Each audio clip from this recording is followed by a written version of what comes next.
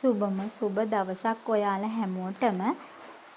ඔන්න ඉතින් මම අද ඔයාලට මේ වීඩියෝ එකෙන් ගේන්නේ ඉතා වැදගත් ශාකයක් වන තුල්සි ශාකය ගැන විස්තරයක්.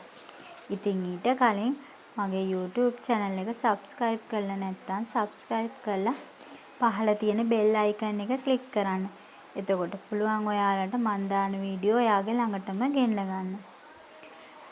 ඉතින් මේ තුල්සි ශාකය දම්පාට ශාකය මේ තුල්සි නැත්තම් හෝලි බැසිල් කියලත් හඳුන්වනවා. මේ ශාකය ඉන්දියාවේ අය පූජනීය ශාකයක් ලෙස සලකනවා.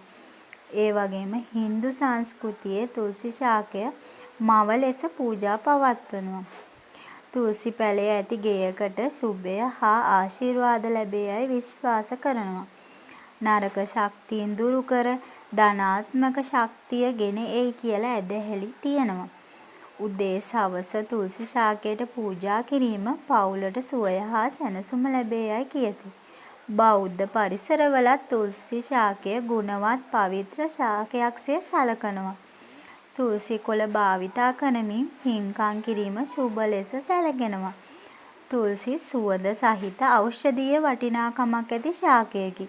සෙම්පතිශ්‍යාව, කැස්ස, උණ වැනි රෝග සඳහා ජන වෛද්‍යයේ භාවිතා කරනවා. ප්‍රතිශක්තිකරණ පද්ධතිය ශක්තිමත් කිරීමටද මේ තුල්සි ශාකය උපකාරී වෙනවා. වාතය පිරිසිදු කිරීමට සහ බැක්ටීරියා විනාශ කිරීමේ හැකියාවක් මේ තුල්සි ශාකයට තියෙනවා. තුල්සි තේ ශරීරයට සංසුන් බව ලබා දෙනවා. පරිසරයට හිතකර ගෙවතු අලංකාරයට සුදුසු පැලයක් තමයි මේ තුල්සි ශාකය. තුල්සි ශාකයේ දම්පාට මලක් දකින්නට ලැබෙනවා. ඉතින් අපි නැවතත් දවසක අලුත් වීඩියෝ එකකින් එනකම් ඔයාලා හැමෝටම බොහොම ස්තුතියි.